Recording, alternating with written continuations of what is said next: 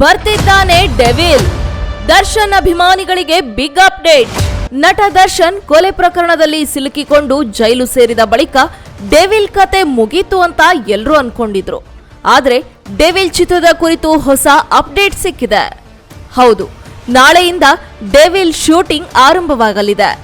Shri ಜಯಮಾತಾ combines ಲಾಂಛನದಲ್ಲಿ J Jayamma ನಿರ್ಮಾಣದಲ್ಲಿ ಈ ಚಿತ್ರದ ಚಿತ್ರೀಕರಣ 2024ರಲ್ಲಿ ಆರಂಭವಾಗಿತ್ತು.